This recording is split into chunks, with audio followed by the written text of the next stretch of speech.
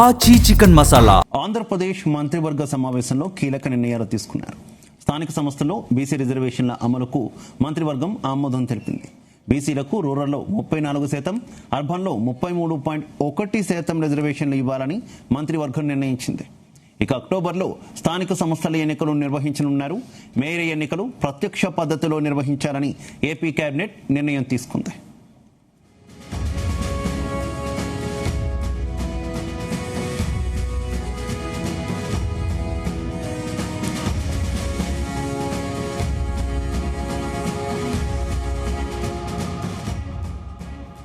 ఆంధ్రప్రదేశ్ మంత్రివర్గ సమావేశంలో కీలక నిర్ణయాలు తీసుకున్నారు. స్థానిక సంస్థల్లో బీసీ రిజర్వేషన్ల అమలుకు మంత్రివర్గం ఆమోదం తెలిపింది. బీసీలకు రూరల్లో 34%, అర్బన్లో 33.1% రిజర్వేషన్లు ఇవ్వాలని మంత్రివర్గం నిర్ణయించింది. అక్టోబర్లో స్థానిక సంస్థల ఎన్నికలు నిర్వహించనున్నారు. ఇక మేయర్ ఎన్నికలు ప్రత్యక్ష పద్ధతిలో నిర్వహించాలని ఏపీ కేబినెట్ నిర్ణయం తీసుకుంది.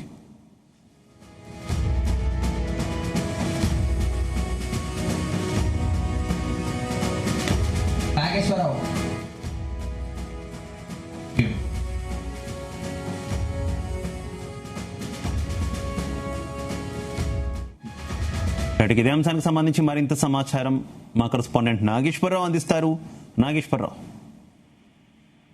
శివ, ఆంధ్రప్రదేశ్ రాష్ట్ర అసెంబ్లీ సమావేశాలకు సంబంధించి కీలక సమావేశాలు అయితే జరుగుతున్నాయి.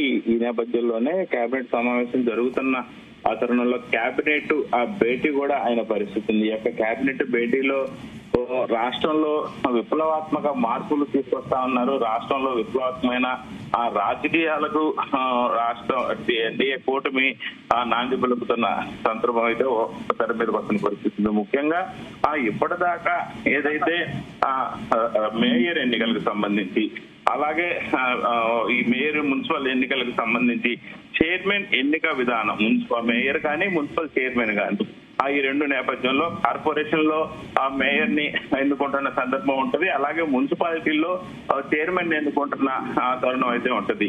ఈ నేపథ్యంలోనే చైర్మన్, మున్సిపల్ కార్పొరేషన్ మేయర్ వీళ్ళిద్దరు ఎన్నికల్లో విప్లవాత్మకమైన నాందికైతే కూటమి కసరత్తు చేసింది. కీలక బిల్లు ప్రవేశపెట్టింది.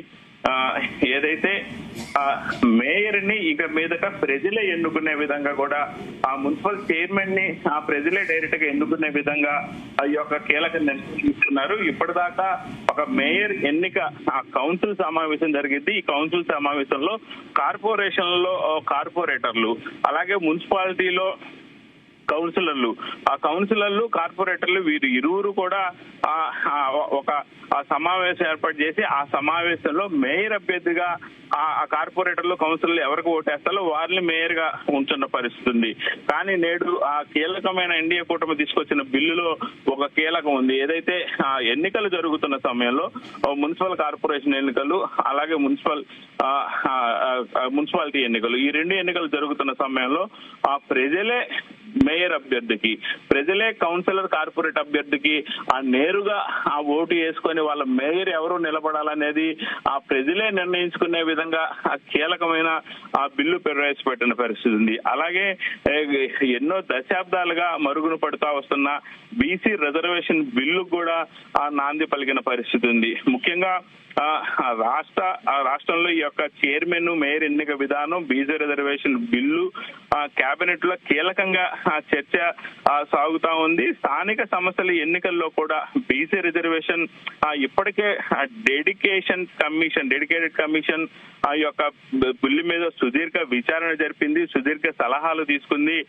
రిటైర్డ్ ఐఏఎస్, ఐపీఎస్ తో, రిటైర్డ్ జడ్జీలతో, బీసీ నేతలతో చర్చించి ఈ యొక్క బీసీ రిజర్వేషన్ కి సంబంధించిన ఆ బిల్లునైతే డెడికేషన్ విచారించి ఒక నివేదిక అయితే ఇచ్చిన పరిస్థితి. ఈ యొక్క నివేదిక ఆధారంగా ఈ యొక్క బిల్లు మీద కీలకంగా ఆ సమావేశంలో ఏదైతే మంత్రివర్గ సమావేశంలో ఆమోదం తెలిపిన పరిస్థితి అయితే ఉంది.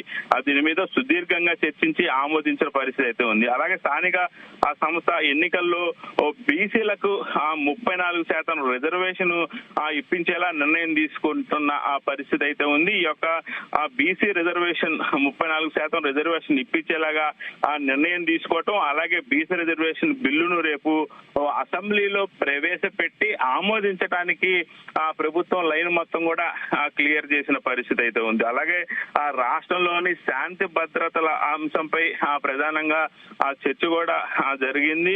అలాగే ఈ యొక్క సమావేశాలు ఈ నెల 20న ఆంధ్రప్రదేశ్ కి వచ్చిన పెట్టుబడులు సూపర్ 6 అమలుపై అసెంబ్లీ కేబినెట్ సమావేశంలో ప్రధానంగా చర్చించిన పరిస్థితి. ఈసారి యొక్క వర్షాకాల సమావేశంలో మొత్తంగా ఒక 6 బిల్లులని ఆ రాష్ట్ర ప్రభుత్వం ప్రవేశపెట్టే విధంగా కనపడతా ఉంది.